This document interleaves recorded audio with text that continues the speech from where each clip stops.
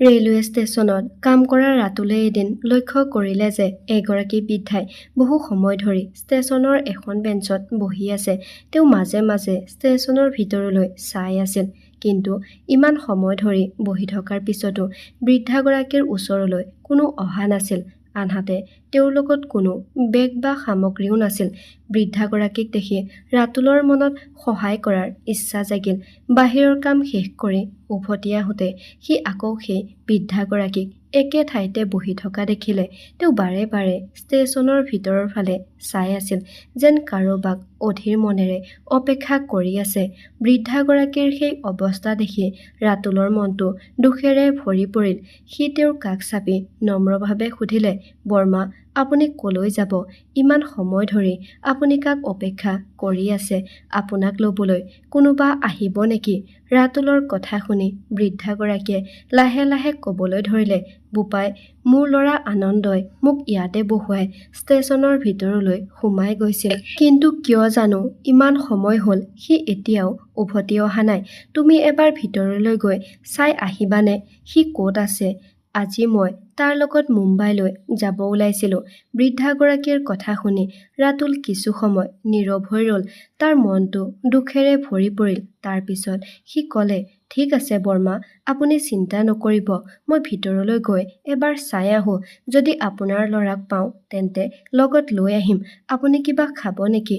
ভোক লাগিছে যদি মই আপোনালৈ কিবা এটা আনি দিওঁ। তেতিয়া বৃদ্ধাগৰাকীয়ে মৃদু হাঁহি এটা মাৰি ক'লে, নালাগে বোপাই, মোৰ ভোক নাই।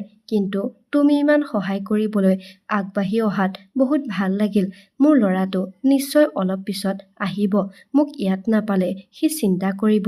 তেওঁৰ এইবোৰ কথা শুনি ৰাতুলে অনুভৱ কৰিলে যে বৃদ্ধাগৰাকী এতিয়াও নিজৰ ল'ৰাৰ ওপৰত গভীৰ বিশ্বাস ৰাখিছে। কিন্তু ৰাতুলৰ মনত এক অজনা চিন্তাই জন্ম ল'লে, কাৰণ সি এনেকুৱা বৃদ্ধ পুৰুষ মহিলা বহুত দেখিছে, য'ত নিজৰ সন্তানে তেওঁলোকক কেতিয়াবা মন্দিৰত, কেতিয়াবা ষ্টেচনত আৰু কেতিয়াবা বৃদ্ধাশ্ৰমত এৰি থৈ যায়। সি তেওঁক সুধিলে, বৰ্মা, আপোনাৰ ল'ৰাই আপোনাক চিৰদিনৰ বাবে এৰি থৈ যোৱা নাইতো? এই কথা শুনি তেওঁৰ চকুত অলপ খং জিলিকি উঠিল। তেওঁ ক'লে, কেনেকুৱা কথা কৈছা? তুমি দেখোন মোৰ ল'ৰাক চিনিয়ে নোপোৱা। সি বহুত ভাল ল'ৰা। মই গাঁৱত অকলে কষ্ট পাম বুলিয়েই সি মোক তাৰ লগত মুম্বাইলৈ লৈ যাব আহিছে। যদি সঁচাকৈ মোক তুমি সহায় কৰিব বিচাৰা তেন্তে ভিতৰলৈ গৈ এবাৰ তাক চাই আহা। হয়তো সি মোৰ বাবে কিবা বস্তু কিনি আছে। সি তেওঁৰ কথা শুনি ভিতৰলৈ গ'ল, কিন্তু বহু সময় ধৰি বিচাৰিও ল'ৰাজনৰ কোনো খবৰ নাপালে। সি ওলাই আহি দেখিলে সেই বৃদ্ধাগৰাকী এতিয়াও বহুত আশাৰে ষ্টেচনৰ ভিতৰৰ ফালে চাই বহি আছে, যেন প্ৰতিটো শব্দত তেওঁ ভাবিছে, এইবাৰ নিশ্চয় মোৰ ল'ৰাটো আহিছে। সেই মুহূৰ্তত ৰাতুলৰ বুকুখন বিষাই উঠিল, কাৰণ কেতিয়াবা সন্তান সলনি হৈ যায়, কিন্তু মাকৰ হৃদয় কেতিয়াও সলনি নহয়। মাকে শেষ নিশ্বাসলৈকে নিজৰ সন্তানক দুখ নিদিয়ে, মাত্ৰ অপেক্ষা কৰে এবাৰ ঘূৰি আহিব বুলি। তাৰ পিছত সি তেওঁৰ ওচৰলৈ আহি ক'লে, বৰ্মা, আপোনাৰ ল'ৰাই আপোনাক চিৰদিনৰ বাবে এৰি থৈ যোৱা নাইতো? মই ভিতৰত বহুত বিচাৰিলোঁ, কিন্তু আপোনাৰ ল'ৰাক বিচাৰি নাপালোঁ। ৰাতুলৰ কথা শুনি বৃদ্ধ মহিলাগৰাকী অলপ চিন্তিত হ'ল যদিও নিজকে বুজনি দিলে যে মোৰ ল'ৰাই চাগৈ কিবা গুৰুত্বপূৰ্ণ কামত ব্যস্ত হৈ আছে। কাম শেষ হোৱাৰ লগে লগে সি মোৰ ওচৰলৈ আহিব। ৰাতুলে বৃদ্ধাগৰাকীক বহিবলৈ কৈ নিজৰ কামত লাগিল। সন্ধিয়া সময়ত ৰাতুলে নিজৰ ডিউটি শেষ কৰি ঘৰলৈ যাবলৈ ওলাইছিল। আন্ধাৰ হোৱা দেখি প্লেটফৰ্মৰ লাইটবোৰো জ্বলি উঠিছিল। ঠাণ্ডাৰ দিন আছিল। তেনেতে সি দেখিলে যে সেই বৃদ্ধাগৰাকীয়ে ঠাণ্ডাত থাকিব নোৱাৰি নিজৰ গাৰ চাদৰখনকে গাত মেৰিয়াই লৈছিল আৰু ঠাণ্ডাতে কঁপি আছিল। ৰাতুল এজন জ্ঞানী আৰু ভাল মনৰ মানুহ আছিল। সি আকৌ সেই বৃদ্ধাগৰাকীৰ ওচৰলৈ আহি ক'লে, বৰ্মা, আপোনাৰ নাম আৰু আপুনি থকা ঠিকনাটো মোক ক'ব নেকি? তেতিয়া তেওঁ ক'লে, বোপা, মোৰ নাম হেমলতা বৰুৱা আৰু ল'ৰাটোৰ নাম আনন্দ। সি মোক কিছুদিন আগতে গাঁৱৰ ঘৰৰ পৰা চহৰলৈ লৈ আহিছিল আৰু সি এইখন চহৰতে চাকৰি কৰিছিল। এতিয়া সি এই ঠাইৰ পৰা মুম্বাইলৈ বদলি হৈছে, গতিকে সি মোক তাৰ লগত মুম্বাই লৈ যাবলৈ আনিছিল। কিন্তু সি দেখোন এতিয়াও আহি পোৱা নাই। ৰাতুলে ক'লে, বৰ্মা, এতিয়া দেখোন এন্ধাৰে হ'ল। ইমান ঠাণ্ডাত এতিয়া আপুনি কেনেকৈ থাকিব? আপুনি যদি বেয়া নাপায় তেন্তে মোৰ লগত মোৰ ঘৰলৈ বলক। ঘৰত মোৰ পত্নী আৰু দুটা ল'ৰা-ছোৱালী আছে। আপুনি যদি বিচাৰে তেনেহ'লে কাইলৈ ৰাতিপুৱা আপুনি আকৌ ইয়ালৈ গুচি আহিব পাৰিব। তেতিয়া হেমলতাই ক'লে, বোপাই, মই যদি ইয়াৰ পৰা তোমালোকৰ ঘৰলৈ গুচি যাওঁ আৰু মোৰ ল'ৰাই যদি ইয়ালৈ আহি মোক বিচাৰি নাপায়, তেতিয়া সি বহুত চিন্তিত হ'ব। তুমি নিজৰ ঘৰলৈ যোৱা, মই ইয়াতে থাকিম। তেওঁক এনেকৈ ঠাণ্ডাত কঁপি থকা দেখি ৰাতুলে তাৰ নিজৰ শ্বলখন তেওঁৰ হাতত দি ক'লে, বৰ্মা, আপুনি ভিতৰৰ বেঞ্চখনতে বহিব বলক। মই এতিয়া ঘৰলৈ যাওঁ। মই বাৰু ৰাতিৰ দায়িত্বত থকা কৰ্মচাৰীসকলক আপোনাৰ কথা কৈ যাম। আপোনাৰ যদি ভোক লাগে তেনেহ'লে আপুনি তেওঁলোকক জনাব। বহুত ঠাণ্ডা পৰিছে, কাপোৰখন গাত মেৰিয়াই লওক। হেমলতাই গৰম কাপোৰখন গাত মেৰিয়াই ভিতৰৰ বেঞ্চখনত বহিলেহি। তেওঁ ৰাতুলক বহুত আশীৰ্বাদ দিলে। ৰাতুল ঘৰলৈ গৈ নিজৰ পত্নী সাগৰিকাক আজিৰ ঘটনাটোৰ কথা ক'লে। সি ক'লে যে সেই বৰ্মাজনীয়ে চাগৈ এতিয়াও ঠাণ্ডাত কঁপি কঁপি নিজৰ পুতেকৰ বাবে অপেক্ষা কৰি ৰৈ আছে। তেওঁ এতিয়াও বিশ্বাস কৰি আছে যে পুতেকে আহি তেওঁক লগত লৈ যাব। পিছদিনা ৰাতিপুৱা যেতিয়া ৰাতুল কামলৈ আহিছিল তেতিয়া সি দেখিলে যে হেমলতা এতিয়াও তাতে বহি আছে। সি তেওঁৰ ওচৰলৈ গৈ সুধিলে, বৰ্মা, আপোনাৰ ল'ৰাটো এতিয়ালৈকে অহা নাই নেকি?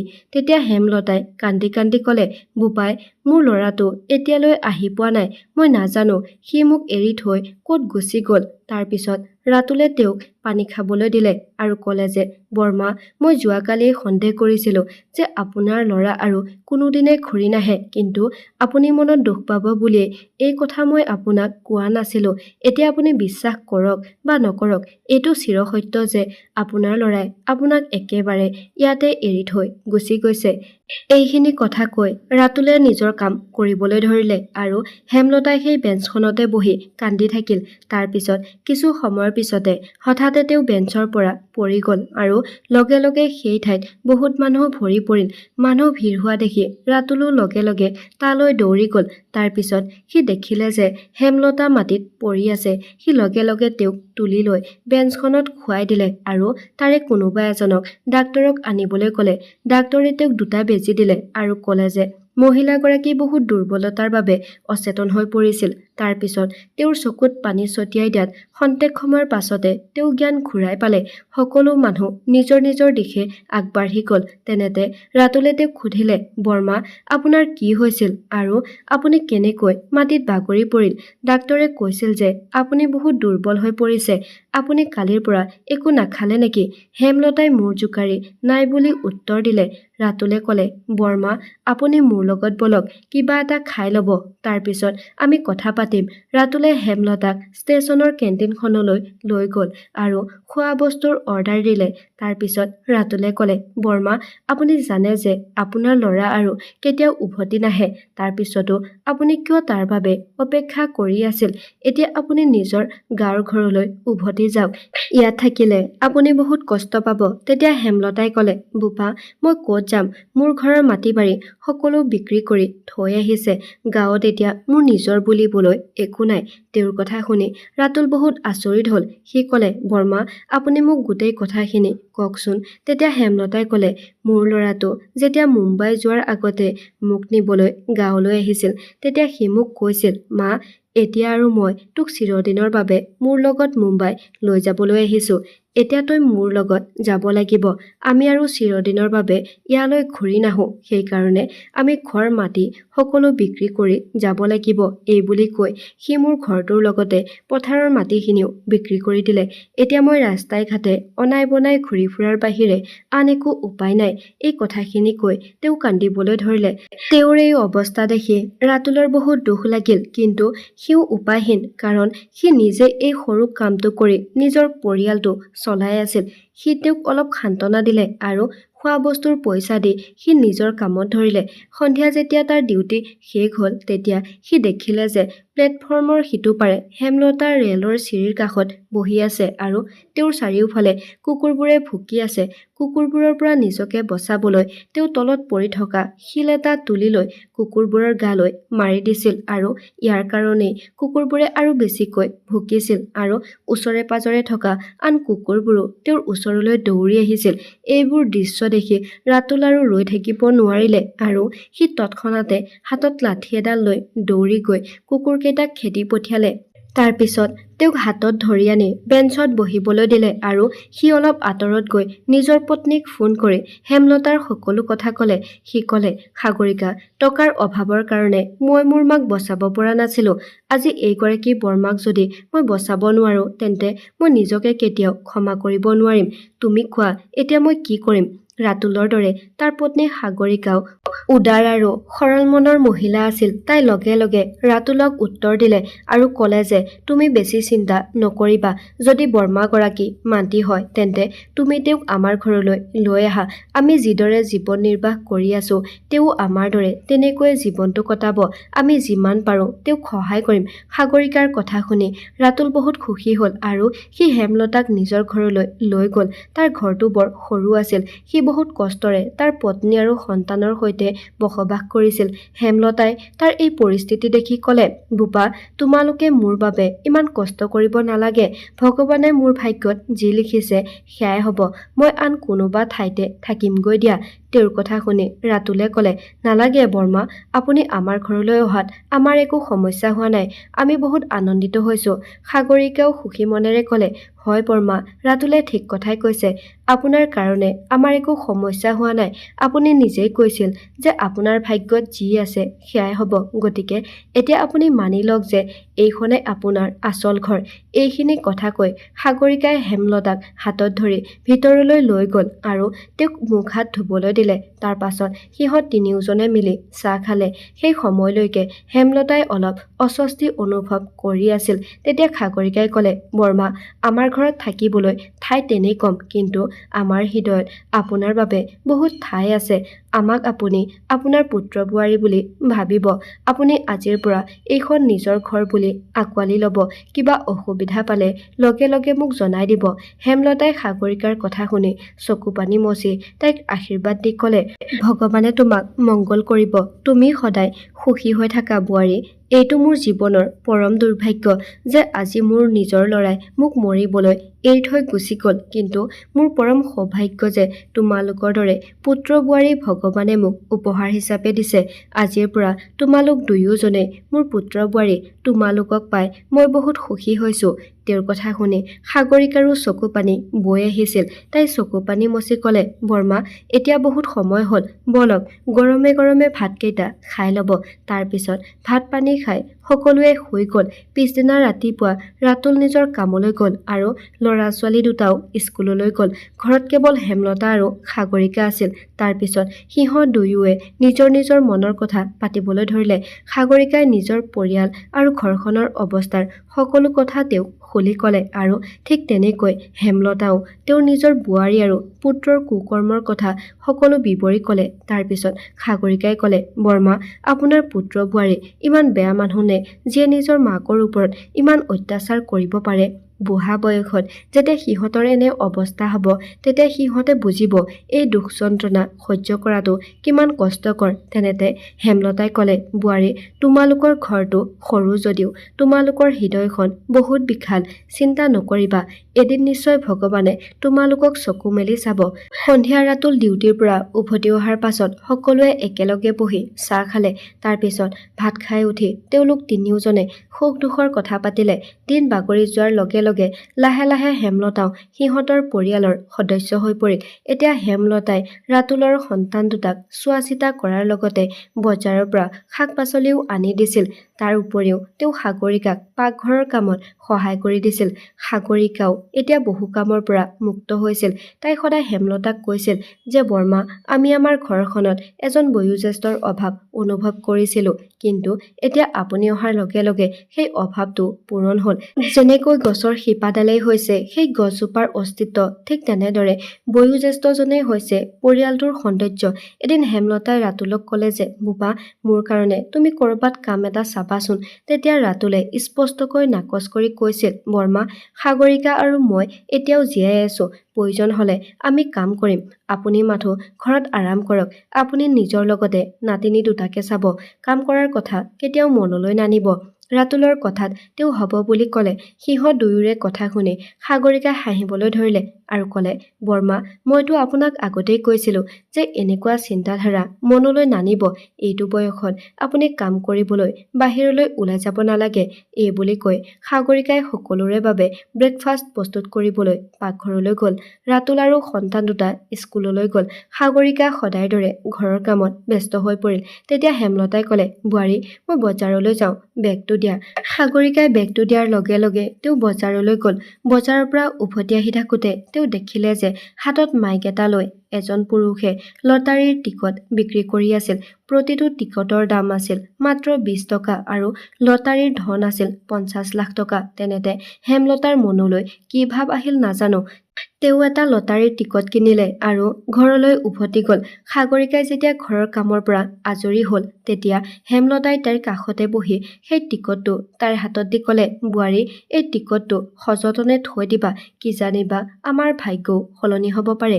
তেতিয়া তাই হাঁহি মাৰি ক'লে, বৰ্মা, মই এইবোৰ লটাৰীত একেবাৰে বিশ্বাস নকৰোঁ, তথাপিও মই এই টিকটটো ভালদৰে ৰাখিম। এই বুলি কৈ তাই সেই টিকটটো তাইৰ পইচা থোৱা বেগত ভৰাই থলে। তাৰপিছত হেমলতাই যেতিয়াই বজাৰলৈ যায় তেতিয়াই তেওঁ সদায় এখনকৈ লটাৰী টিকট কিনি লৈ আহে। এদিন সেই পুৰুষজনে ক'লে যে এই মাহৰ শেষত লটাৰী খেলখন অনুষ্ঠিত কৰা হ'ব আৰু টিভি চেনেল এটাত লাইভ দেখুওৱা হ'ব। লটাৰীত জয়ীসকলে টিকট আৰু ঠিকনা দেখালে পুৰস্কাৰ লাভ কৰিব পাৰিব। হেমলতাই লটাৰীৰ সকলো টিকট আনি সাগৰিকাৰ হাতত দিছিল। এদিন তেওঁ সাগৰিকাক ক'লে, বোৱাৰী, কাইলৈ লটাৰীৰ বিজেতা ঘোষণা কৰা হ'ব। কিন্তু লটাৰীৰ বিষয়ে তেওঁ ৰাতুলক কোৱা নাছিল আৰু সাগৰিকাকো ক'বলৈ বাধা দিছিল। তাইও তেওঁৰ কথাত মান্তি হৈ তাক একো কোৱা নাছিল। পিছদিনা ৰাতুল ডিউটিলৈ যোৱাৰ পাছত সিহঁত দুয়ো টিভিটো অন কৰি লটাৰী বিজেতা ঘোষণা কৰা চেনেলটো খুলি ল'লে। হেমলতাই কিনি অনা 10খন টিকট দুয়োজনীয়ে সন্মুখত উলিয়াই ল'লে। লটাৰীৰ বিজয়ী ঘোষণা হোৱাৰ লগে লগে সিহঁত দুয়োজনীয়ে সেই টিকটবোৰ চেক কৰিব ধৰিলে। প্ৰথম বিজয়ীয়ে পাব 50 লাখ টকা, দ্বিতীয় বিজয়ীয়ে পাব 20 লাখ টকা আৰু তৃতীয় বিজয়ীয়ে পাব 10 লাখ টকা। সিহঁত দুয়োজনীয়ে বহি লটাৰী জিকাৰ আশাত ভগৱানৰ নাম লৈ আছিল। প্ৰথমে তৃতীয় বিজয়ীৰ টিকট নম্বৰ ঘোষণা কৰিলে, তাৰ পিছত দ্বিতীয় বিজয়ী। কিন্তু হেমলতাই কিনি অনা টিকটত ইয়াৰে এটা নম্বৰো দেখা নগ'ল। তাৰপিছত দুয়োজনীয়ে বহুত আশাৰে টিভিটোলৈ চাই থাকিল। তাৰপিছত প্ৰথম বিজয়ী নম্বৰ ঘোষণা কৰিলে। সিহঁত দুয়োজনীয়ে টিকটৰ সৈতে নম্বৰ মিলাই চালে, কিন্তু সিহঁতৰ টিকটত সেই নম্বৰটো নাছিল। সাগৰিকাই খঙতে টিকটকেইটা ছিঙি দলিয়াই দিলে। তেনে সময়তে এংকৰজনে ঘোষণা কৰিলে যে ক্ষমা কৰিব দৰ্শকসকল, এটা বহুত ডাঙৰ ভুল হৈ গ'ল। প্ৰথম বিজয়ীজনৰ লটাৰীৰ টিকটত থকা নম্বৰটো বেলেগহে আছিল, মইহে ভুলকৈ পঢ়িলোঁ। এইখিনি কৈ এংকৰজনে প্ৰথম বিজয়ীজনৰ লটাৰীৰ টিকটৰ নম্বৰটো ঘোষণা কৰিলে। সাগৰিকাই দৌৰি গৈ দলিয়াই দিয়া টিকটকেইটা বুটলি আনিলে আৰু মিলাই চাব ধৰিলে। নম্বৰকেইটাত চকু পৰাৰ লগে লগে সিহঁত দুয়োজনীৰ চকু ডাঙৰ হৈ পৰিল, কাৰণ প্ৰথম বিজেতাৰ নম্বৰ তেওঁলোকৰ হাতত থকা টিকটটোতে আছিল। সিহঁত দুয়োজনীয়ে ইজনে সিজনক খাবতি ধৰিলে আৰু ফূৰ্তিতে নাচিবলৈ ধৰিলে। তেনেতে হঠাৎ ৰাতুল ঘৰলৈ আহিল, কাৰণ সি অফিচৰ কিছুমান কাগজ পাতি নিবলৈ পাহৰি গৈছিল। সি দুয়োজনীকে এনেকৈ ফূৰ্তি কৰি থকা দেখি বহুত আচৰিত হ'ল আৰু সুধিলে, সাগৰিকা, তোমালোকৰ কি হৈছে? আজি শাহু বোৱাৰী দুয়োজনীয়ে ইমান ফূৰ্তি কৰি আছা যে? সাগৰিকাই দৌৰি আহি ৰাতুলক খাবতি ধৰি ক'লে, ৰাতুল, তুমি আৰু এতিয়া ইমান কষ্ট কৰিব নালাগে। ভগৱানে আজি আমাক চকু মেলি চালে। আজিৰ পৰা আমাৰ ভাল দিন আহিব। সি এইবোৰ কথা একেবাৰে বুজি পোৱা নাছিল যে সাগৰিকাই তাক কি কৈ আছে। সি ক'লে, সাগৰিকা, কি হৈছে ভালকৈ কোৱা। তেতিয়া হেমলতাই হাঁহি মাৰি ক'লে, বোপা, এই খবৰটো শুনিলে তুমিও ফূৰ্তি কৰিবা। তেতিয়া সি ক'লে, কওকচোন বৰ্মা, আচলতে কি হৈছে? তেতিয়া হেমলতাই লটাৰীৰ টিকটটো তাক দি টিভিত দি থৈ দিয়া নম্বৰটোৰ সৈতে মিলাই চাব ক'লে আৰু এইটো দেখি সিও নিজকে বিশ্বাস কৰিব পৰা নাছিল। সি ক'লে, আমি সঁচাই 50 লাখ টকাৰ লটাৰী জিকিলো নে? হেমলতাই ক'লে, বোপা, এতিয়া আমাৰ সুখৰ দিন আহিল। আজি তুমি ডিউটিৰ পৰা ছুটি লোৱা। আমি এই ঠিকনাটোলৈ এতিয়াই যাব লাগিব আৰু তাতে আমাক পুৰস্কাৰটো প্ৰদান কৰিব। ৰাতুলে অফিচলৈ ফোন কৰি ছুটি ল'লে আৰু হেমলতাক লগত লৈ পুৰস্কাৰ আনিবলৈ গ'ল। প্ৰথম, দ্বিতীয় আৰু তৃতীয় বিজয়ীসকলক টিভিত লাইভ অনুষ্ঠানত পুৰস্কাৰ প্ৰদান কৰিলে। আনফালে হেমলতাৰ পুতেকে তেওঁক ষ্টেচনত এৰি থৈ পৰিয়ালসহ মুম্বাইত বসবাস কৰিছিল। টিভি চেনেলত মাকে লাখ টকাৰ লটাৰী বিজয়ী হোৱা অনুষ্ঠানটো দেখি সি থতমত খালে আৰু মাকৰ ওচৰলৈ আহিবলৈ বলিয়া হৈ পৰিল। সি মাকৰ পৰা সেই টকা লুটি নিয়াৰ স্বাৰ্থত মাকক বিচাৰি সেই ৰেলৱে ষ্টেচন পালেহি, য'ত সি মাকক এৰি থৈ গুচি গৈছিল। ৰেলৱে কৰ্মচাৰীসকলক সি তাৰ মাকৰ বিষয়ে সোধাত তেওঁলোকে ৰাতুলৰ ঘৰৰ ঠিকনা দিলে। তাৰ পিছত সি অলপ সময়ো নষ্ট নকৰি ৰাতুলৰ ঘৰত উপস্থিত হ'ল। কিন্তু সেই সময়লৈকে ৰাতুলে এই ঠাই এৰি আন ঠাইলৈ গুচি গৈছিল। ৰাতুলে চহৰত এটা ফ্লেট কিনি সি নিজাকৈ ব্যৱসায় এটা আৰম্ভ কৰিছিল। ওচৰ চুবুৰীয়াক সুধি আনন্দই গম পালে যে ৰাতুল এতিয়া পৰিয়ালসহ চহৰত থাকে। সি তেওঁলোকৰ পৰা ৰাতুলৰ ঠিকনাটো লৈ ৰাতুলৰ ঘৰ পালেগৈ। তাৰ পিছত সি দেখিলে যে ঘৰৰ গেটত চকীদাৰ এজন বহি আছে। সি চকীদাৰজনক ক'লে, শুনকচোন দাদা, এইটো ঘৰত হেমলতা বৰুৱা নামৰ এগৰাকী মহিলা থাকে। তেখেত মোৰ মা হয়। আপুনি গৈ তেওঁক ক'ব যে আপোনাৰ ল'ৰা আনন্দই আপোনাক লগ কৰিব আহিছে, নহ'লে আপুনি মোক ভিতৰলৈ যাব দিয়ক। চকীদাৰজনে আনন্দক গেটতে অপেক্ষা কৰিবলৈ ক'লে আৰু হেমলতালৈ ফোন কৰি আনন্দই কোৱা গোটেই কথাখিনি ক'লে। এই কথা শুনি হেমলতাই খঙেৰে চিঞৰি ক'লে, সেইজন মোৰ ল'ৰা নহয়। মোৰ ল'ৰাটো মোৰ লগত ইয়াতে আছে। তাক তাৰ নিজৰ ঘৰলৈ উভতি যাব কোৱা। হেমলতাৰ কথা মতে চকীদাৰজনে তাক ভিতৰলৈ যাবলৈ নিদিলে। কিন্তু সি ভাবি আছিল যে সি মাকক যিকোনো বুদ্ধিৰে লগ কৰিব আৰু মাকক পতিয়ান নিয়াব, কাৰণ সি জানিছিল যে মাকে তাৰ ওপৰত বহুত খং কৰি আছে। এই খং নোহোৱা কৰিবলৈ সি মাকক লগ কৰিবই লাগিব। সি মনতে এটা বুদ্ধি সাজিলে। তাৰ পিছত সি দেখিলে যে চকীদাৰজন বাথৰুমলৈ গৈছে। সেই সুযোগতে সি অলপ সময়ো নষ্ট নকৰাকৈ মনে মনে ঘৰৰ ভিতৰলৈ সোমাই গ'ল আৰু বাহিৰৰ পৰা মাতিবলৈ ধৰিলে, মা, মা, ক'ত আছ তই? মই তোৰ ল'ৰা আনন্দ। মই তোক নিবলৈ আহিছোঁ। তাৰ পিছত হেমলতা ভিতৰৰ পৰা ওলাই অহাত সি মাকৰ ওচৰলৈ গৈ মাকক খাপতি ধৰিলে। কিন্তু হেমলতাই তাক জোৰেৰে ঠেলি আঁতৰাই দিলে আৰু ৰাতুলক চিঞৰি বাহিৰলৈ মাতিলে। ৰাতুল ভিতৰৰ পৰা ওলাই আহি সুধিলে, বৰ্মা, কি হ'ল? তেতিয়া হেমলতাই আনন্দৰ ফালে হাতখন দেখুৱাই ক'লে, এই মানুহজনক এতিয়াই ইয়াৰ পৰা উলিয়াই দিয়া। মই তাৰ মুখখনো চাব নিবিচাৰোঁ। এইবোৰ কি হৈ আছিল? ৰাতুলে একো বুজি পোৱা নাছিল। তেনেতে আনন্দই আকৌ মাকৰ ভৰিত ধৰি কান্দিবলৈ ধৰিলে। ৰাতুলে আনন্দক ওপৰলৈ উঠাই ক'লে, আপুনিয়ে মানে সেইজন কাপুৰুষ কলংকিত সন্তান যে নিজৰ মাকক ষ্টেচনৰ প্লেটফৰ্মত চিৰদিনৰ বাবে অকলে এৰি থৈ গৈছিল। আপুনি এবাৰো নাভাবিলে যে মায়ে এতিয়া অকলে ক'ত যাব, ক'ত থাকিব, কি কৰিব, কি খাব, কেনেকৈ জীৱনটো কটাব। জীয়াই জীয়াই আপুনি এই মানুহগৰাকীক মৃত্যুমুখলৈ ঠেলি দিলে। কিন্তু আজি আপোনাৰ নিজৰ মালৈ কেনেকৈ ইমান মনত পৰিল? আপোনাৰ নিচিনা স্বাৰ্থপৰ মানুহবোৰক মই ভালকৈ চিনি পাওঁ আৰু আপুনি কি স্বাৰ্থত ইয়ালৈ আহিছে মই সেই কথাও ভালকৈ বুজিব পাৰিছোঁ। আপোনাক ভালকৈ কৈছোঁ, এতিয়াই আপুনি ইয়াৰ পৰা ওলাই যাওক, নহ'লে কিন্তু অঘটন হ'ব। ৰাতুলে আনন্দক ঠেলা মাৰি গেটৰ বাহিৰলৈ লৈ গ'ল। কিন্তু তেনেতে হঠাৎ আনন্দই নিজৰ পকেটৰ পৰা এখন ছুৰী উলিয়াই নিজৰ ডিঙিত ৰাখি মাকলৈ চাই ক'লে, মা, তই যদি মোক ক্ষমা নকৰ তেন্তে ইয়াতে মই নিজৰ ডিঙি কাটি মৰি যাম। হেমলতাই নিজৰ পুতেকৰ ফালে চাই ক'লে, তোৰ নিচিনা সন্তানে কেতিয়াও নিজৰ প্ৰাণ নিজে কাঢ়ি ল'ব নোৱাৰে। তই কেৱল বেলেগৰ প্ৰাণহে ল'ব পাৰিবি। তোৰ চালাকি মই গোটেই জানো। আনন্দই ক'লে, মা, মই মৰি থাকিম আৰু নিজকে শেষ কৰি দিম, কিন্তু তহঁতকো ফচাই থৈ যাম। কাকো শান্তিত থাকিবলৈ নিদো। মোৰ কথা মানি ল। এতিয়াৰ পৰা মোক ইয়াতে থাকিবলৈ দে, নহ'লে মোক তই লটাৰীত পোৱা টকাখিনি দে, তেতিয়াহে মই ইয়াৰ পৰা গুচি যাম। ৰাতুলে ঠেলা মাৰি আঁতৰাই দিওঁতেই সি ৰাতুলক চালাকিৰে ধৰি তাৰ ডিঙিত ছুৰীখন ৰাখি ক'লে, মা, মোক যদি টকাখিনি নিদিয় তেনেহ'লে মই ইয়াৰ ডিঙি কাটি পেলাম। এইবোৰ দেখি হেমলতাই বহুত ভয় খালে আৰু কান্দি কান্দি পুতেকক ক'লে যে তই তাক নামাৰিবি। তোক যিমান টকা লাগে সিমান টকা মই তোক দিম। আনহাতে সাগৰিকাই ছটোৰ ওপৰৰ পৰা এই সকলোবোৰ চাই আছিল, কিন্তু ৰাতুলে তাইক মন কৰা নাছিল। তাই লগে লগে পুলিচক ফোন কৰি গোটেই পৰিস্থিতিটোৰ বিষয়ে ক'লে। মাকক এনেকৈ বিননি কৰি থকা দেখি আনন্দই হাঁহি মাৰি ক'লে, মা, তোৰ দেখোন এই অচিনাকি ল'ৰাটোৰ প্ৰতি বহুত মৰম আৰু নিজৰ ল'ৰাটোৰ প্ৰতি ইমান ঘৃণা কিয়? তেতিয়া হেমলতাই ক'লে, সকলো তোৰ কাৰণেই হৈছে। তই মোৰ নিজৰ তেজৰ হ'লে কি হ'ব? তোৰ গাত মোৰ তেজ নাই, কাৰণ কোনটো সু-সন্তানে মাকক এনেকৈ মৰিবলৈ এৰি থৈ যাব পাৰে? মই ঠাণ্ডাত কঁপি থকা সেই সময়ত মোক এই ল'ৰাটোৱে সহায় কৰিছিল আৰু সি মোক আজিও জীয়াই থাকিবলৈ সাহস দি আহিছে। মই তাক তোৰ হাতত মৰিবলৈ এৰি দিব নোৱাৰো। তোক টকা লাগে, তই টকা লৈ যা, কিন্তু তাক এৰি দে। এই বুলি কৈ তেওঁ সাগৰিকাক ভিতৰত যিমান টকা পইচা গহনা আছে গোটেই বাহিৰলৈ আনিবলৈ ক'লে। আনফালে সাগৰিকাই কৰা ফোনৰ ফলত পুলিচ বিষয়াসকলেও তৎক্ষণাত ৰাতুলৰ ঘৰলৈ গ'ল আৰু অতি কৌশলেৰে আনন্দক পিছফালৰ পৰা ধৰি মাটিত বগৰাই দিলে। তাৰ পিছত তাক তেওঁলোকে গ্ৰেপ্তাৰ কৰে। হেমলতাৰ লগতে ৰাতুলক হত্যা কৰাৰ অপৰাধত আনন্দক জীৱনজোৰা কাৰাদণ্ডৰ শাস্তি দিয়া হ'ল।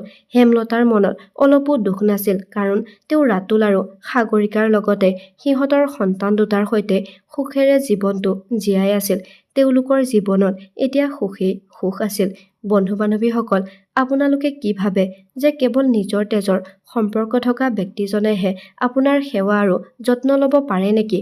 বহু সময়ত এনেকুৱা সম্পৰ্কও বহুত আপোন হৈ পৰে যে যিটো তেজৰ সম্পৰ্ক থকা মানুহৰ হৃদয়ত নাথাকে।